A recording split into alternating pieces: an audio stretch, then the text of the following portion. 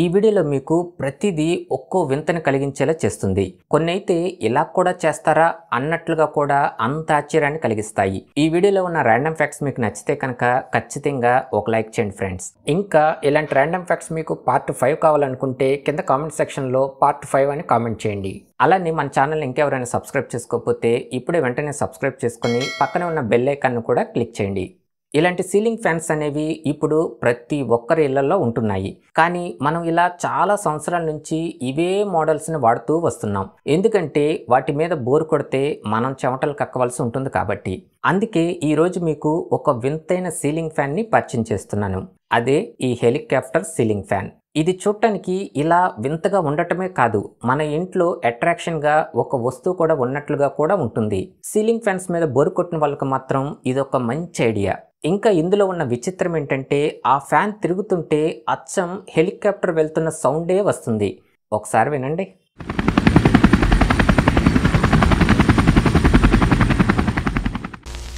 Friends, ఈ ప్రాబ్లమ్ని మీలో చాలామంది ఫేస్ చేసే ఉంటారు. బేసిక్గా ఆఫీస్లో వర్క్ చేసేటప్పుడు పక్కనుండే కొలీగ్స్ ఏదో ఒక టైంలో ఎవరో ఒకరు అరే మామ నీ ఛార్జర్ ఒకసారి రా, నా తెచ్చుకోవటం మర్చిపోయాను అని అడిగి తీసుకుంటూ ఉంటారు. మళ్ళీ ఆ ఛార్జర్ ఇస్తారో లేదో తెలియదు, కానీ ఇలా అడుగుతున్నప్పుడు మనకి మాత్రం ఎక్కడో కాలుతూ ఉంటుంది. అందుకే ఇప్పుడు నేను చూపించే ఛార్జర్ మీ దగ్గర ఉంటే కనుక దాన్ని చూసి మీ ఛార్జర్ని అడగటానికి కూడా చాలా భయపడిపోతారు. ఈ ఛార్జర్ పేరు వచ్చి అంబిలికల్ కోడ్ ఐఫోన్ ఛార్జర్. దీన్ని ఇలా చాలా విచిత్రంగా హ్యూమన్ ఆర్గాన్ మోడల్గా ఇలా వింతగా తయారు చేశారు. ఇందులో ఉన్న అసలైన వింత ఏంటంటే ఇది ఛార్జింగ్ అయ్యేటప్పుడు ఇలా మూవ్ అవుతూ ఉంటుంది. నిజంగానే ఇది చూసిన వాళ్ళు ఖచ్చితంగా భయపడాల్సిందే. బేసిక్గా ఎవరైనా కండలను పెంచుతారు లేదా పొట్టను పెంచుతారు. ఈ బాబాయ్ అయితే ఏకంగా నర్వ్స్ని ఈ విధంగా కనబడేలా పెంచేస్తున్నాడు. వాటిని చూస్తుంటే ఆ ప్లేస్లో ఉండే నరాలు ఈ విధంగా ఉంటాయా అని మనకి ఇంత ఆశ్చర్యం కలుగుతుంది. ఫ్రెండ్స్, ఇక్కడ కనిపిస్తున్న ఈ జెయింట్ టీ పాట్ చాలా అద్భుతంగా క్రియేట్ చేశారు కదా. అంతా బాగానే ఉంది, కానీ ఆ టీ పాట్ అలా ఎలా గాల్లో ఉండగలిగింది? నాకైతే తెలుసు. మీలో ఎవరికైనా తెలిస్తే కనుక కింద కామెంట్ సెక్షన్లో కామెంట్ చేయండి. ఇక్కడ కనిపిస్తున్న పాండాస్ చాలా క్యూట్గా కనిపిస్తున్నాయి కదా. నిజానికి అవి పాండాస్ కాదు, డాగ్స్. కొత్తగా వ్యాపారాలు పెట్టుకునే వాళ్ళు ఇప్పుడు ఒక్కసారిగా వాళ్ళ బిజినెస్ సక్సెస్ అవ్వాలంటే వాళ్ళు ఏదో ఒక వింతైంది క్రియేట్ చేస్తేనే జనాలందరూ వాళ్ళు పెట్టుకున్న బిజినెస్ వైపు చూస్తుంటారు. ఈ పాండాస్ ఐడియా కూడా ఇలాంటి బిజినెస్ ట్రిక్కే. బేసిక్గా చైనా వాళ్ళకి పాండాస్ అంటే చాలా ఇష్టం. అలానే చైనాలో ఉన్న ఒక కేఫ్ వాళ్ళు ఈ వింతైన ఐడియాని పరిచయం చేశారు. ఈ కేఫ్లోకి వచ్చి కాఫీ తాగినా లేదా ఏదైనా ఫుడ్ని తిన్నా మీరు తినేలోపు మీరు పెంచుకునే డాగ్స్కి కానీ క్యాట్స్కి కానీ ఈ విధంగా పాండాస్ లాగా కలర్ డై వేసి వాటిని అచ్చం ఇలా పాండాస్ లాగా తయారు చేసి ఇస్తారు. ఒక కస్టమర్ ఇలానే తను పెంచుకుంటున్న 5 డాగ్స్కి ఇలా పాండాస్లా కలర్ డై వేపించి ఈ సోషల్ మీడియాలో పోస్ట్ చేయగా ఇక చైనా వాళ్ళు ఆగుతారా? ఇక ఆ కేఫ్ ఎక్కడుందని వెతికి మరీ అక్కడికి క్యూలు కట్టేశారు. ఈ డాగ్స్ పాండాస్ లాగా కనిపిస్తూ ఇంత క్యూట్గా ఉండేసరికి అక్కడ జనాలకి విపరీతంగా నచ్చేసింది. ఎలాగో పాండాస్ని పెంచుకోలేము, అదే ఇలా చేస్తే అచ్చం పాండాస్ని పెంచుకుంటున్న ఫీలింగే కలుగుతుందని ఆ కేఫ్కి అందరూ ఇప్పుడు క్యూలు కట్టేస్తున్నారు. మనలో చాలామందికి ఒక అపోహ అనేది ఉంది. అదేంటంటే ఇలా క్యాప్స్ని పెట్టుకుంటే గాలాడక చెమట పట్టి హెయిర్ అనేది త్వరగా ఊడిపోతుంది అని. అలాంటి డౌట్స్ ఉన్న వారికి ఈ హ్యాట్ అయితే సూపర్గా సెట్ అవుతుంది. దీని పేరు వచ్చి కూల్ బ్రీజ్ సోలార్ హ్యాట్. ఇది పెట్టుకుంటే మీ హెడ్కి ఎలాంటి చెమటలు పట్టకుండా ఇంకా మీ హెడ్ని చాలా కూల్గా ఉండేలా కూడా చేస్తుంది. అలానే ఈ ఫ్యాన్ కూడా ఆ హ్యాట్ పైన సోలార్ ద్వారా తిరుగుతూ ఉంటుంది. ఫ్రెండ్స్, ఇక్కడ ఈ బిల్డింగ్ పైన ఇలా ఎందుకు చేస్తున్నారో మీలో ఎవరికైనా తెలుసా? నిజానికి అలా ఎందుకు చేస్తున్నారంటే ఎప్పుడైనా పాత బిల్డింగ్స్కి హెవీగా వర్షాలు పడ్డప్పుడు పైనుంచి ఇంట్లోకి నీళ్లు కారుతూ ఉంటాయి. అలాంటి ప్రాబ్లం నెక్స్ట్ టైం రాకుండా ఉండటానికి అప్పుడు ఇలా తారును పోసి దానిపై ఒక షీట్ని అంటించడం అనేది చేస్తారు. అప్పుడు ఆ వాటర్ అనేది ఇంట్లోకి లీక్ అవ్వకుండా ఉంటుంది. నిజానికి ఇది చాలా పాత పద్ధతి. ఇంకా ఇలా చేసేటప్పుడు కూడా గాయాలయ్యే ప్రమాదం కూడా చాలానే ఉంటుంది. ఫ్రెండ్స్, మన దేశంలోకి ఏలియన్స్ ఎంటర్ అయిపోయాయి. ఓ, అది చికెన్ హౌసా? Sorry friends. ఈ చికెన్స్ని పెంచుకుంటున్న ఓనర్ నిజంగా చాలా మంచోడు అనుకుంటా. లేకపోతే తను పెంచుకుంటున్న ఈ కోళ్ళకి ఇంత వింతగా ఉండే యుఎఫ్ఏ మోడల్లో ఏకంగా వాటికి ఇలా ఇంటినే కట్టేశాడు. ఈ చికెన్స్ కూడా ఈ హౌస్ బాగా నచ్చినట్లుంది. చక్కగా లైన్లో ఎలా వెళ్తున్నాయో చూడండి. ఈ ప్రపంచంలో అద్భుతమైన స్కల్ప్చర్స్ని తయారు చేసే వాళ్ళు చాలామందే ఉన్నారు. ఇప్పుడు మీరు చూసేది స్కల్ప్చర్ కాకపోయినా ఇతను కూడా ఏదో ఒకటి ఇప్పటి వరకు ఎవ్వరూ చేసి ఉండకూడదు ఇలాంటిది అని ఆలోచించుకొని ఇంత కొత్తైన ఐడియాని క్రియేట్ చేశాడు. తన హెడ్కి మట్టిని పెట్టేసుకుని ఇలా వింత వింతగా చేస్తూ ఉంటాడు. ఇంకా ఇలా కిస్ చేస్తున్నట్లుగా కూడా ఇలా వింతైన ఐడియాస్ని కూడా క్రియేట్ చేస్తుంటాడు. మరి అలాంటి వింతైన ఐడియాస్తో క్రియేట్ చేస్తుంది ఎవరు? అతను ఎలా ఉంటాడో చూడాలని ఉందా?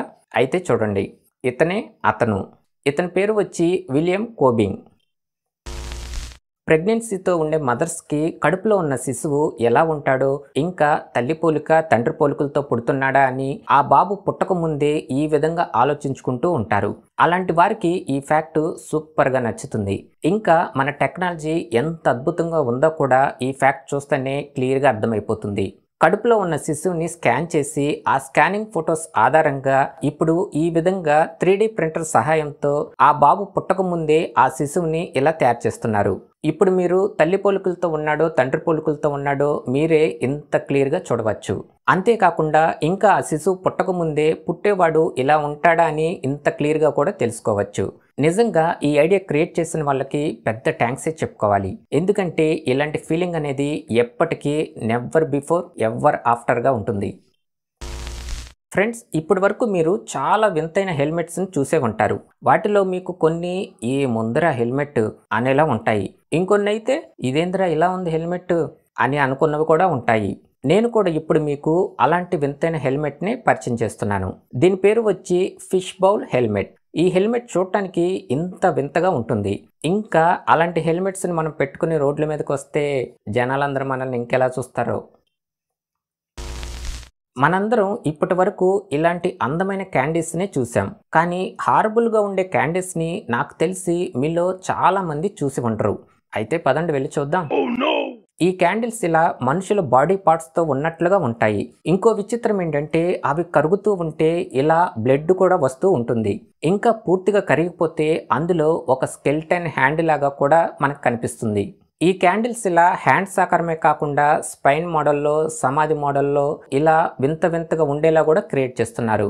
నాకు మాత్రం ఈ బ్లీడింగ్ హ్యాండ్ క్యాండిల్ మాత్రం కొంచెం హారబుల్గా అనిపించింది.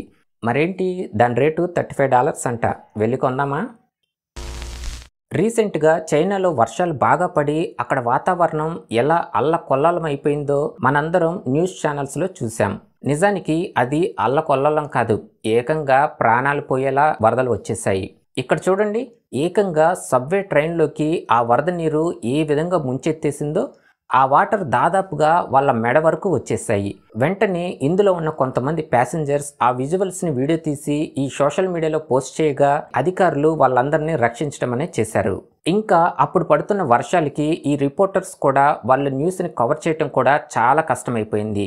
అందుకే ద వెదర్ ఛానల్ అనే న్యూస్ ఛానల్ ఈ వరద నీరు ఎంత భయంకరంగా ఇలా మనుషుల మధ్యకి వచ్చేస్తుందో గ్రాఫిక్ చేసి మరీ న్యూస్ని కవర్ చేయడం అనేది చేశారు.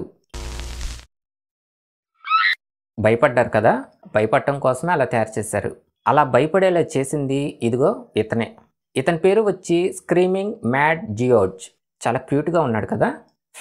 ఓకే, ఇతను జపాన్కి చెందిన ఆర్టిస్ట్. ఇతను పుట్టింది జపాన్లో అయినా ప్రస్తుతం యునైటెడ్ స్టేట్స్లో ఉంటున్నాడు. అంతేకాకుండా ఇతను ఒక స్పెషల్ ఎఫెక్ట్స్ ఆర్టిస్ట్ కూడా, అది మనకు కనబడుతూనే ఉంది. ఇంకా తను డైరెక్టర్ అండ్ మ్యూజిషియన్ కూడా. ఇతనుకున్న ఈ భయంకరమైన టాలెంట్ని ఈ విధంగా ఎగ్జిబిషన్లో పెట్టి అందరికీ తన టాలెంట్ని ఇలా పరిచయం కూడా చేస్తుంటాడు. నిజంగానే తను చాలా గొప్ప టాలెంట్ పర్సన్ అని చెప్పుకోవాలి. ఎందుకంటే తను చేసిన ఈ స్కల్ప్చర్స్ని చూసి మనం భయపడ్డాం అంటే నిజంగా తనలో టాలెంట్ ఉందనేగా. ఆస్ట్రిచ్ బర్డ్స్ బేసిక్గా ఇవి చాలా అగ్రెసివ్గా ఉండే పక్షులు. ఇంకా ఇవి మనుషులను కూడా పరిగెత్తించి మరీ వెంబడిస్తాయి. ఇక్కడ చూడండి, మనోడిపై అటాక్ చేయడానికి ఏ విధంగా స్పీడ్గా పరిగెత్తుతుందో. ఇవి గంటకి 70 కిలోమీటర్ల స్పీడ్తో పరిగెత్తగలుగుతాయి. అలానే ఇవి ఎక్కువగా ఆఫ్రికాలో మనకి కనిపిస్తుంటాయి.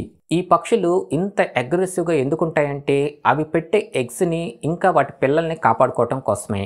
ఇవి ఎగ్స్‌ని పెట్టినా లేక అవి పిల్లలుగా మారినప్పుడు కానీ దాని వెంటే ఒక మగ ఆస్ట్రిచ్ ఖచ్చితంగా దానికి తోడుగా కూడా ఉంటుంది. వాటి ఎగ్స్ కోసం కానీ లేదా వాటి పిల్లలపై అటాక్ చేయటానికి ఏదైనా వస్తే వాటిపై ఈ మగ ఆస్ట్రిచ్ ధైర్యంగా ఈ విధంగా పోరాడుతుంది. అయినా ఇవి ఇంతలా సెక్యూర్‌గా ఉన్నా కూడా వాటి ఎగ్స్‌ని ఈ మంకీస్ కానీ, బబూన్స్ కానీ ఎత్తుకెళ్ళిపోయి తినేస్తూ ఉంటాయి. దాదాపుగా ఇవి చిన్నపాటి క్రూర మృగాలను కూడా ఎదిరించగలుగుతాయి. ఇక్కడ చూడండి, అప్పుడే పుట్టిన వాటి పిల్లలపై ఈ హైనా కన్నుపడింది.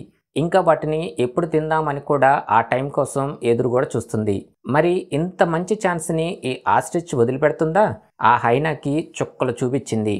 కానీ ఇవి ఇలాంటి చిన్నపాటి క్రూర మృగాల్ని ఎదిరించగలుగుతాయి కానీ ఈ సింహాలని, చిరుతపులుని ఎదిరించటం వీటికి కష్టమైన పనే. అందుకే ఇవి ఈ క్రూర మృగాలకి బలైపోతూ ఉంటాయి. ఇక్కడ కూడా అంతే, ఏకంగా 3 చిరుతపులుల దాడికి ఈ ఆస్ట్రిచ్ బలైపోతుంది. అయితే ఈ ఆస్ట్రిచ్‌కి 2 సూపర్ పవర్స్ ఉన్నందువల్లే ఇది ఇప్పటికీ ఈ భయంకరమైన జంతు సామ్రాజ్యంలో బ్రతకగలుగుతుంది. దీనికున్న ఫస్ట్ సూపర్ పవర్ ఏంటంటే దాని బలమైన కాళ్ళతో ఇది చాలా దారుణంగా దాడి చేయటం.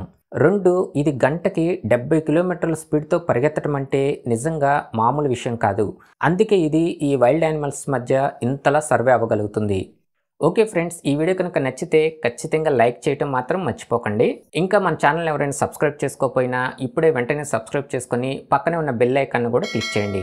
ఇంకా మీరు నా ఇన్స్టాగ్రామ్, టెలిగ్రామ్ గ్రూప్లో కూడా జాయిన్ అవ్వచ్చు.